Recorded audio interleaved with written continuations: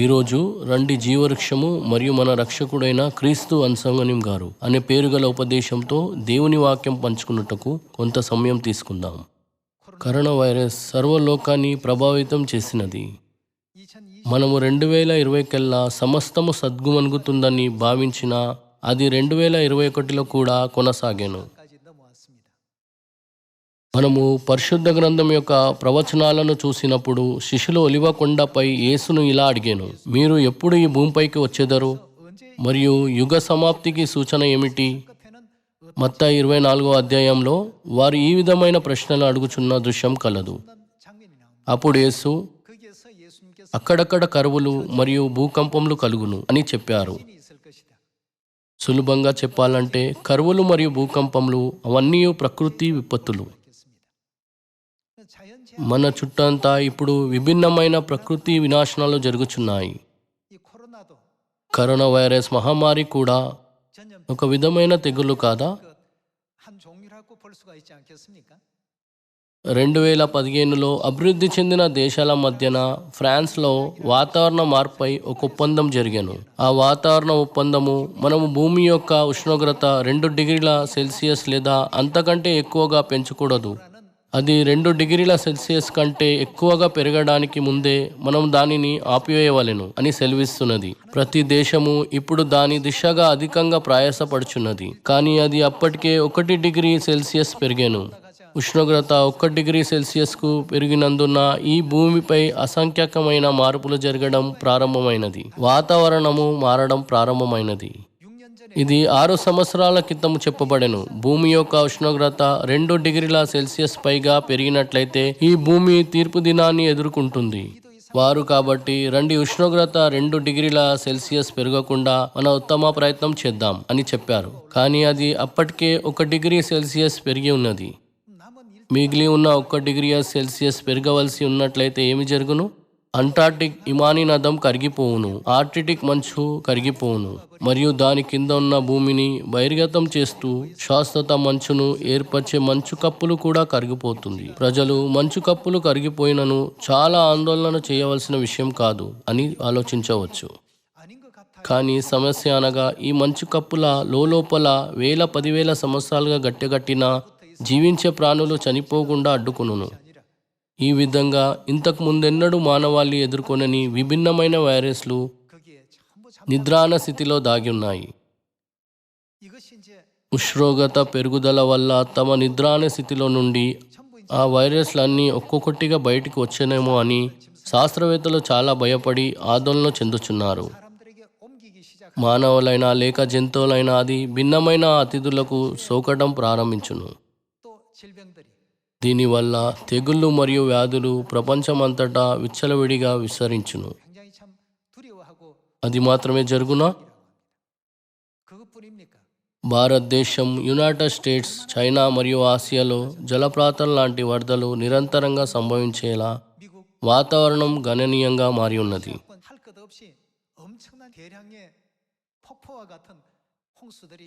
ఇప్పుడు భూమి తనంతట తాను తన సాధారణ వాతావరణంకు పునరుత్పత్తి చేసుకునే సామర్థ్యాన్ని కోల్పోయినని చెప్పబడెను. గతంలో చైనాలో హరికేన్ తుఫాన్లు రావడం ఎన్నడూ చూడలేదు. ఇప్పుడు ఏమైనా యునైటెడ్ స్టేట్ల వల్లే హరికేన్లు ఇక్కడ కూడా ఘోరంగా ఉన్నాయి మరియు చైనా అంతటా అనేక టొర్నాడో తుఫాన్లు ప్రత్యక్షమవుతున్నాయి. ఇటీవల కోడిగుడ్డంత పరిమాణంలో కూడా సగండ్లు చైనాలో పడెను. ఇంటర్నెట్పై అనేక విషయాలు ఉన్నాయి. కాబట్టి మీరు యూట్యూబ్లో డిజాస్టర్ అని టైప్ చేసినట్లయితే ప్రపంచమంతటా అనేక విపత్తులు జరగడం మీరు కనుగొనవచ్చు.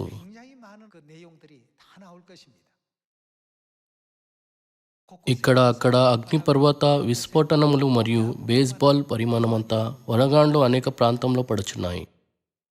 ప్రబలుచున్న భూకంపములు ప్రపంచాన్ని గందరగోళంలో పడేలా చేస్తున్నాయి. అగ్ని పర్వతాలు ఒక్కొక్కటిగా పేలకుండా వెంటనే ఒకే సమయంలో పేల్చున్నాయి. ఆ దృగ్యూషము జరిగినప్పుడెల్లా నేను మన రక్షకుల గురించి ఆలోచించక తప్పలేదు. మనలను రక్షించుటకు ఈ భూమిపైకి వచ్చినందుకు తండ్రైన దేవుడు మరియు తల్లైన దేవునికి నేను ఎంతో కృతజ్ఞతగా ఉన్నాను. ఏమైనా ప్రజల కళ్ళు ముయ్యబడెను, తద్వారా వారు ఈ నిజాన్ని చూడలేకపోతున్నారు. మానవాళి కోవిడ్-19 సంక్షోభం యొక్క నిజరూపంతో ఎలా వ్యవహరించవలెనని మాత్రమే దృష్టి పెట్టుచున్నారు. తద్వారా వారు తమ దైనందిన జీవితంలో స్వేచ్ఛగా జీవించగలరు. వారు తెలుసుకున్నప్పటికీ నిజమైన పరిష్కారం లేదు. వారు ప్రభుత్వం దాన్ని పరిష్కరిస్తుంది, ఐక్యరాజ్య సమితి దాన్ని చూసుకుంటుంది అని చెప్పుదురు. ఇదొక్కటే వారు ఆశించగలుగున్నది. మన కొరకు ఏమైనా వేదనైనను మరణమైనను ఇక ఉండని పరలోకపు నిత్యమయమునిచ్చుటకై తండ్రైన దేవుడు మరియు తల్లి అయిన దేవుడు ఈ భూమిపైకి రక్షకులుగా వచ్చారు. కాబట్టి ఈ భూమిపైకి తండ్రి మరియు తల్లి వచ్చారనే విషయాన్ని ప్రజలకు మనం ప్రకటించవలెను. తద్వారా వారు సియోన్లో నివసించే రక్షకులను స్వీకరించే ఆశీర్వాదాన్ని పొందుకోగలరు. పరలోక ప్రజలమైన మనము తండ్రైన దేవుడు మరియు తల్లి అయిన దేవుడు మన రక్షకులుగా వచ్చినందుకై మనం ఎంతగా కృతజ్ఞతలు చెల్లించవలెనో జ్ఞాపకముంచుకొనవలెను. ఈరోజు రండి పరిశుద్ధ గ్రంథంలో ప్రవచింపబడిన మన రక్షకుడైన దేవుణ్ణి వెతుకుటకు కొంత సమయం తీసుకుందాం. ఈసారి రండి జీవవృక్షం మరియు మన రక్షకుడైన అన్సాంగోనిం గారు అనే పేరు గల దేవుని సత్యపు వాక్యములను అధ్యయనం చేద్దాం. నేను ప్రస్తావించినట్లుగా ఈ భూమిపై మానవ జాతి కనిపించినప్పటి నుండి ప్రజలు మరణపు వేదనతో మూలుగుచున్నారు.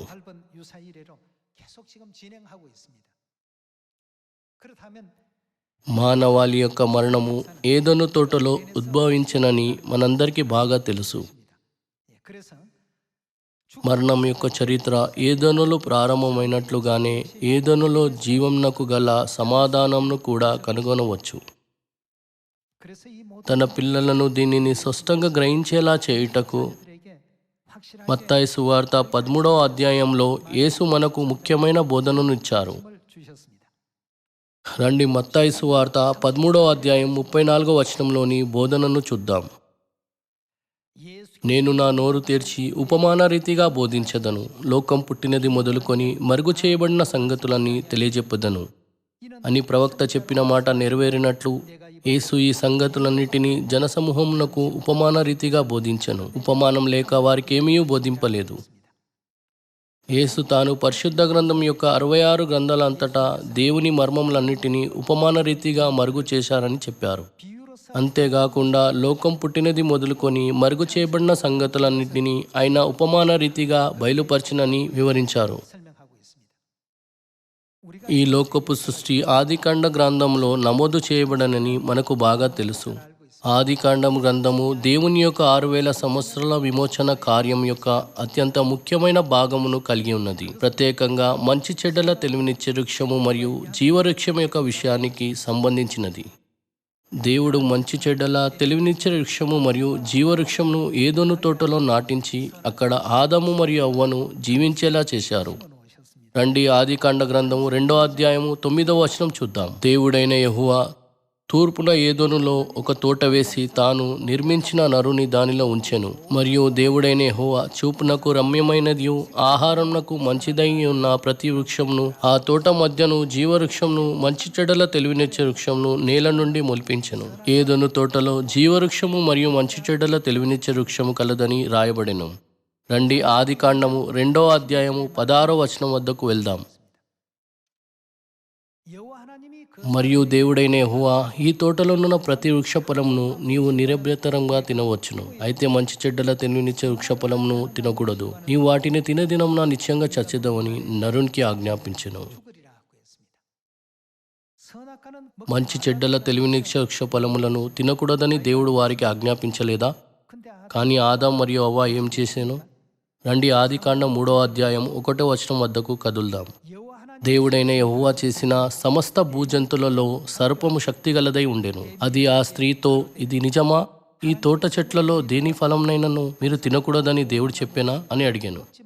అందుకు స్త్రీ, ఈ తోట చెట్ల ఫలములను మేము తినవచ్చును. అయితే తోట మధ్యనున్న చెట్టు ఫలమును గురించి దేవుడు మీరు చావకుండానట్లు వాటిని తినకూడదనియో వాటిని ముట్టకూడదనియో చెప్పినని సర్పంతో అనెను. అందుకు సర్పము, మీరు చావనే చావరు. ఏలైనగా మీరు వాటిని తినుదినమున మీ కన్నులు తెరవబడిననియు మీరు మంచి చెడ్డలను ఎరిగిన వారై దేవదూతల వల్లే ఉందురనియు దేవునికి తెలియనని స్త్రీతో చెప్పగా స్త్రీ ఆ వృక్షము ఆహారమునకు మంచిదియు కనులకు అందమైనదియు వివేకమిచ్చు రమ్యమైనది అయి ఉండుట చూచినప్పుడు ఆమె దాని ఫలములలో కొన్ని తీసుకొని తిని తనతో పాటు తన భర్తకు ఇచ్చెను.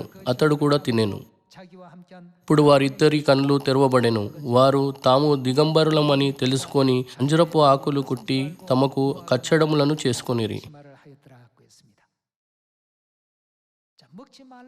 ఆదాము మరియు అవ్వ మంచి చెడ్డల తెలివినిచ్చే వృక్ష ఫలములను తిన్నారు మరియు దాని ద్వారా వారు సమస్త మానవాళిపైకి మొదటిసారిగా మరణము తీసుకువచ్చారు. ఈ ఫలమును తినడం ద్వారా అది వారిని మరియు సకల మానవజాతిని కూడా నిరంతరంగా మరణంను స్వతంత్రించుకునేలా కారణంను సృష్టించారు.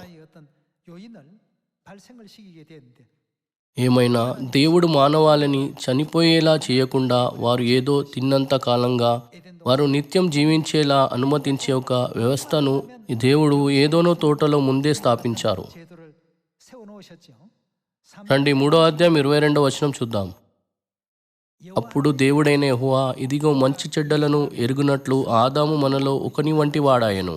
కాబట్టి అతడు ఒకవేళ తన చెయ్యి చాచి జీవవృక్ష ఫలమును కూడా తీసుకొని తిని నిరంతరము జీవించినేమో అని. మనము మంచి చెడ్డల తెలివినిచ్చే వృక్షఫలం తిన్నప్పుడు మనం మరణించదము, కానీ మనం జీవవృక్ష ఫలంను తిన్నప్పుడు మనము నిత్యం జీవించదము. రండి 23వ వచనంతో కొనసాగిద్దాం. దేవుడైన యెహోవా అతడు ఏ నెల నుండి తీయబడనో దాని సేద్యపరచుటకు ఏదెను తోటల నుండి అతన్ని పంపివేసెను. అప్పుడు ఆయన ఆదామును వెళ్ళగొట్టి ఏదెను తోటకు తూర్పు దిక్కున కెరూబులను ఏమి చేయుటకు జీవవృక్షం పువ్వు మార్గమును కాచుటకు ఇటు అటు తిరుగుచున్న ఖడ్గజాలను నిలబెట్టెను. దేవుడు ఆ మార్గమును అడ్డుకున్నారు, తద్వారా ఎవరు జీవవృక్ష ఫలమును తినలేకపోయారు. వారు పాపం చేయకముందు వారి కోరినంతగా జీవవృక్షం వద్దకు వెళ్ళగలిగేవారు, కానీ ఇప్పుడు జీవవృక్షమునకు గల మార్గము ఆపివేయబడెను.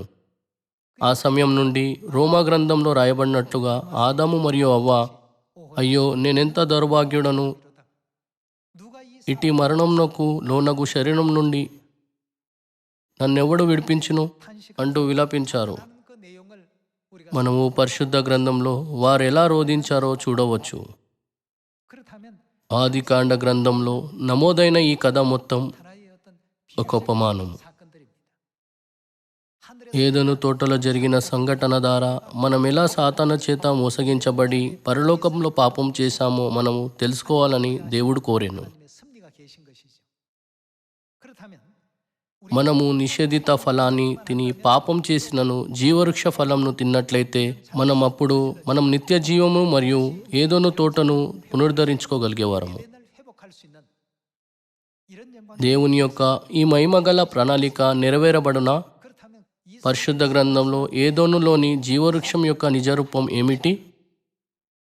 మనము ప్రకటన 4వ అధ్యాయం చూసినప్పుడు అది ఇలా చెప్పబడెను, సమస్తము దేవుని చిత్తం చేత సృష్టించబడెను. అయితే జీవవృక్షపు ఉపమానం యొక్క నిజరూపం ఏమిటి? రండి యోహాను సువార్త 6వ అధ్యాయము 53వ వచనం చూద్దాం. కావున యేసు ఇట్లనెను, మీరు మనిషి కుమారుని శరీరం తిని ఆయన రక్తం తాగితేనే కానీ మీలో మీరు జీవం గలవారు కారు. నా శరీరం తిని నా రక్తం తాగువాడే నిత్య జీవం గలవాడు. అంత్యదినంన నేను వానిని లేపిదను. నా శరీరము నిజమైన ఆహారమును, నా రక్తము నిజమైన పానమునై ఉన్నది. నా శరీరం తిని నా రక్తం తాగువాడు నా యందును నేను వాని యందు నిలిచి ఉందుము. జీవం గల తండ్రి నన్ను పంపెను గనుక నేను తండ్రి మూలంగా జీవించినట్లు నన్ను తినువాడును నా మూలంగా జీవించును. 54వ వచనంలో యేసు శరీరం తిని యేసు రక్తం తాగువారు నిత్య జీవం గలవారని చెప్పబడెను. దేవుని యొక్క సృష్టిలోకెల్లా మనం అది తిన్నప్పుడు మనకు నిత్య జీవంను ఇవ్వగలిగే సృష్టి ఏమై ఉండెను? జీవవృక్షం తప్ప మరి ఏదీ లేదు. ఏమైనా యోహాను సువార్త 6వ అధ్యాయం 53వ వచనంలో యేసు శరీరం తిని యేసు రక్తం తాగువారు నిత్య జీవం గలవారని సెలవిచ్చెను. పాత నిబంధన ఒక ఛాయ మరియు కొత్త నిబంధన దాని నిజస్వరూపం కాదా? అంతిమంగా ఉపమానంలో ఒక ఛాయగా ప్రత్యక్షమైన ఏదోనులోని జీవవృక్షం యొక్క నిజరూపము నిజానికి యేసు శరీరం మరియు రక్తం కాదా? 피로 나타나고 있지 않습니까? కాబట్టి యేసు శరీరం తిని 먹고 마신다는 ఆయన రక్తం తాగడం అనగా ఏదోను తోటలోని జీవవృక్ష ఫలంను తినటం అని అర్థము. ఇది చాలా ముఖ్యమైనది. 내용이 아닐 수 없습니다. 정말 ఏదోనులో మరణము ప్రారంభమైందని నిజంగా గ్రహించువారు 제대로 한 사람 మనకు యేసు యొక్క శరీరం మరియు రక్తం ఎంత ప్రాముఖ్యమో కూడా గ్రహించవలెను. 얼마나 참 우리에게 중요한 것인가를 이건 발견해야 됩니다. దీనిని గ్రహించువారు తమ జీవితంలో అత్యంత ముఖ్యమైన నిధిని పొందుకున్నవారు. నిత్య జీవంను పొందుకున్నటకు గల ఏకైక మార్గం అనగా జీవవృక్షంను తినుట 그것에 మరియు వచ్చి దాని నిజ స్వరూపంను మనకు వివరించిన వారు యేసు. మనిషి కుమారుని శరీరం మరియు రక్తం అనగా ఏదోనులోని జీవవృక్షము.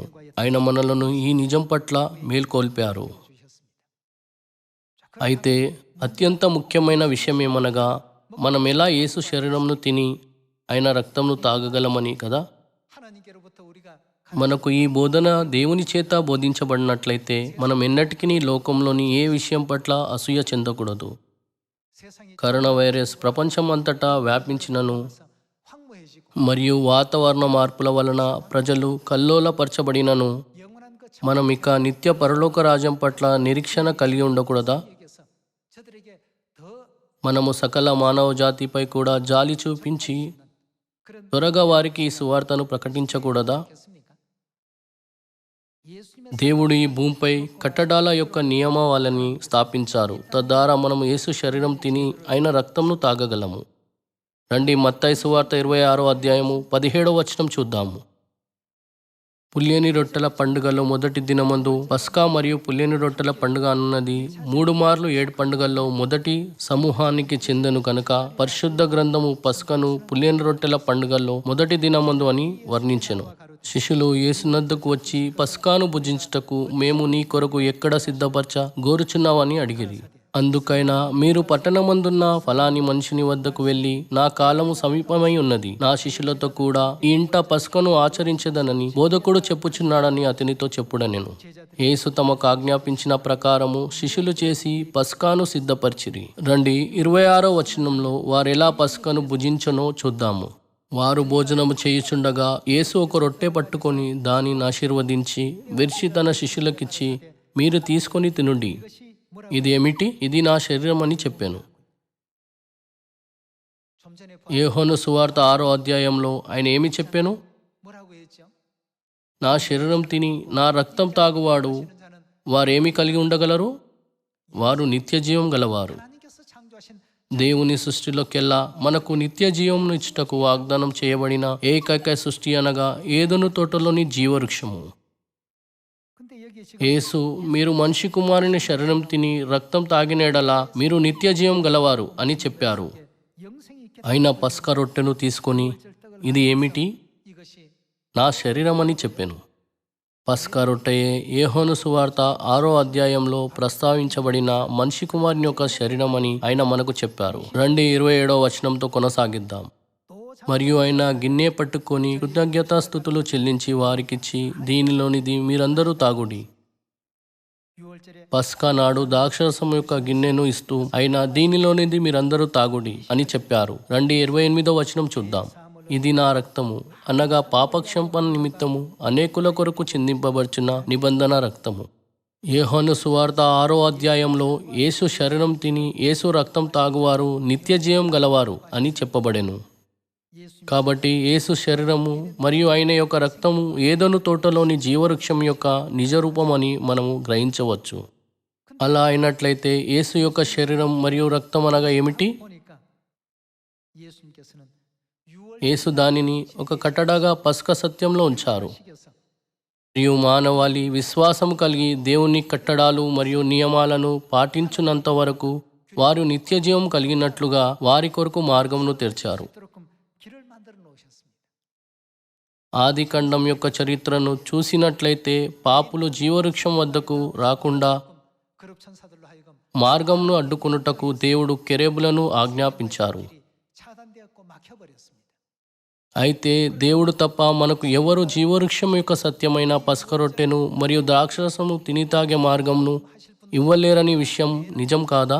అందువల్లే 2000 సంవత్సరాల క్రితము దేవుడు శరీరధారిగా వచ్చి అప్పటి వరకు ఆపివేయబడిన ఈ మార్గాన్ని తెరిచారు. ఈ విధంగా ఇది ఒక నూతనమైన మార్గం అని పిలువబడెను. ఇబ్రియుల గ్రంథం 10వ అధ్యాయంలో అది ఒక నూతనమైన మరియు జీవం గల మార్గంగా వర్ణించబడెను. ఇది క్రొత్త నిబంధన అని కూడా పిలువబడెను. అనగా దేవుడు వచ్చి ఈ క్రొత్త మార్గాన్ని తెరచునని అర్థము. రండి లూకా 22వ అధ్యాయము 7వ వచనం వద్దకు కదులుదాం.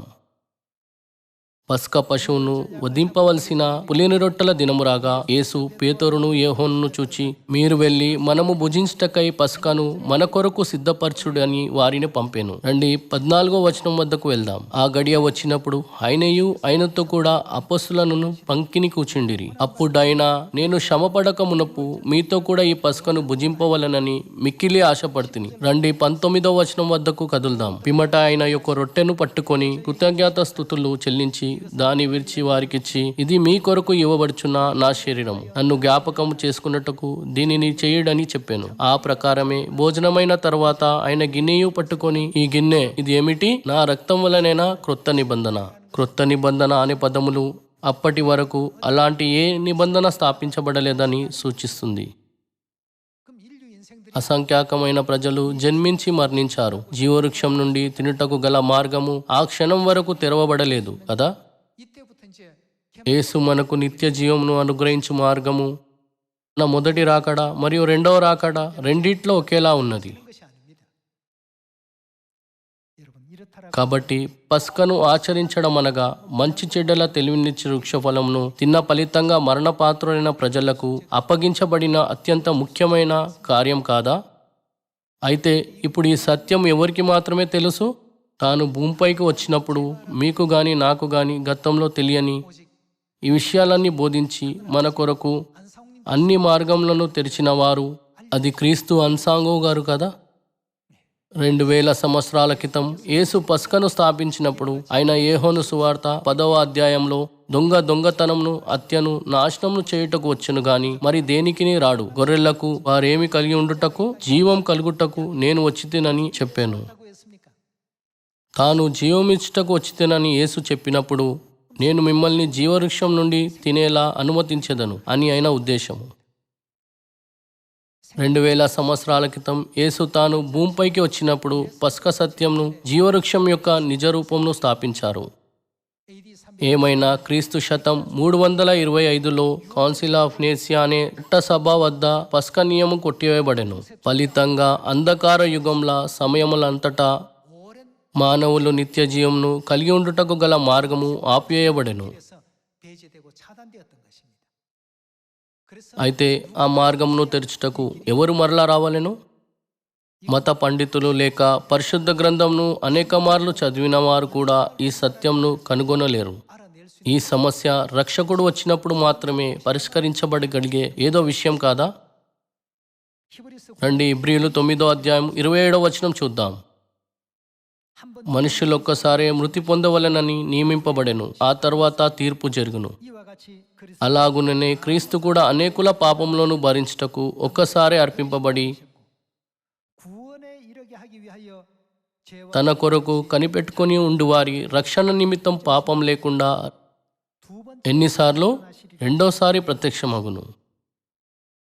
మన పాపముల నిమిత్తం ఒక బలి అర్పణగా తనని తాను అర్పించుకున్నట్టుకు క్రీస్తు మొదటిసారి వచ్చెనని మరియు సమస్త మానవాళి రక్షణ నిమిత్తము ఆయన రెండవసారి వచ్చునని పరిశుద్ధ గ్రంథం సెలవిస్తున్నది. రక్షణ పొందే అత్యంత అవసరమైన సమయం ఇదే. 그렇다면 మంచి చెడుల తెలివినిచ్చే వృక్షఫలంను తిన్న పాపం వలన మరణపాత్రులైన ప్రజలను రక్షించుటకు ఏదెనులోని జీవవృక్షము ఆవశ్యకమైనది. 필요합니다. 생명과 జీవవృక్షం అన్నది మనలను పాపం నుండి విడుదల చేసే మరియు మన నిమిత్తము రక్షణ యొక్క మార్గమును తెరిచే ఒక అమూల్యమైన సూచన. 정표가 되겠습니다. 생명과를 మనలను జీవవృక్షం వద్దకు నడిపించే సత్యంగా క్రీస్తు పస్కను స్థాపించలేదా? 세워놓지 않았습니까? 그렇다면 ఈ కారణం వలనే క్రీస్తు ఈ భూమిపైకి రెండవసారి వచ్చినప్పుడు ఆయన క్రొత్త నిబంధన పస్క యొక్క సత్యంను తీసుకురావలెను. 그분이 돼야 ఇది మనము నిరీక్షిస్తున్న మన రక్షకుడు ఆయనే అని నిరూపించే ఖచ్చితమైన రుజువు. 입증할 수 있는 것입니다.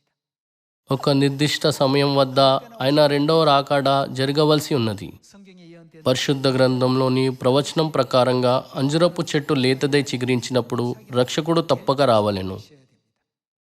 ఆ సమయంలో దేవుడు ఖచ్చితంగా వచ్చినని వాగ్దానం చేశారు. అయినా యాదృచ్ఛికంగా ఏ సమయంలోనైనా తిరిగి రారు. పరిశుద్ధ గ్రంథం సాక్ష్యమిచ్చే రక్షకుడు తప్ప ఎవ్వరు మనలను పాపం మరియు చివరి నాశనం నుండి రక్షించలేరు. 구원해 주실 수가 없습니다. 여러분과 మనలను రక్షించుటకు దేవుడు రెండవసారి భూమిపైకి వచ్చారు. దేవుని యొక్క రాకడను ప్రవక్త అయిన యేషయా స్పష్టంగా ప్రవచించాడు. మడ్డి మీదనున్న ద్రాక్షరసంతో ఆయన మరణంను మరెన్నడూను ఉండకుండా మింగివేయును. నిశ్చయంగా ఆయన ఎవరు? మనము కనిపెట్టుకొని ఉన్న మన దేవుడు. ఆయన మనలను రక్షించెను. దీని గురించి పరిశుద్ధ గ్రంథం ఖచ్చితంగా సాక్ష్యం ఇవ్వడం లేదా? నిషేధిత ఫలాన్ని తిని నిత్య మరణంనకు నిర్దేశింపబడిన పాత్రయ్యేలా మనలను కొత్త నిబంధన పసక సత్యం ద్వారా రక్షణ యొక్క మార్గం పైకి నడిపించినది ఎవరు? 이끌어 주신 మనకు పసక యొక్క సత్యంను చాటించి మనలను జీవవృక్షం యొక్క మార్గంనకు నడిపించినది ఎవరు? 생명과 길로 인도해 주신 분이 바로 누구십니까? ఆయన మన దేవుడైన క్రీస్తు అన్సాంగో గారు కదా. అది ఆత్మ యొక్క భార్య అయిన యెరూషలేం మన పరలోక తల్లి కాదా? 우리 아니십니까? 우리가 మనం ఈ సత్యాన్ని కేవలం పైపైన మాత్రమే గ్రహించకూడదు. 이해할 것이 아닙니다. 이런 మనం ఇప్పుడు ఎంత కృపను పొందుకొనుచున్నామో ప్రతిబింబించుకొనవలెను. దీనిని మనసులో ఉంచుకుంటూ కృతజ్ఞత భావంతో మనము దేవుని కృపను అంగీకరించవలెను. ఈ లోకంలో ఎవరు మన రక్షకుడు కాలేరు. ఎవరు మాత్రమే సియోన్కు వచ్చి ఉన్న మన రక్షకులు అనగా తండ్రైన అన్సాంహో గారు మరియు నూతనమైన యెరూషలేం పరలోక తల్లి. ఈ నిజాన్ని మీ హృదయంలో లోతుగా లిఖించుకొని వారెక్కడికి వెళ్ళినానో అక్కడికెల్లా అంతం వరకు వారిని వెంబడిస్తూ నిత్య పరలోక రాజ్యంలో ప్రవహించవలనని నేను మిమ్మల్ని మరొక్కసారి హృదయపూర్వకంగా అడుగుచున్నాను. మీరు అధిక కృపను పొందుకున్నారని ఆశిస్తూ ఈనాటి ఉపదేశాన్ని ముగించాలనుకుంటున్నాను. చాలా ధన్యవాదములు.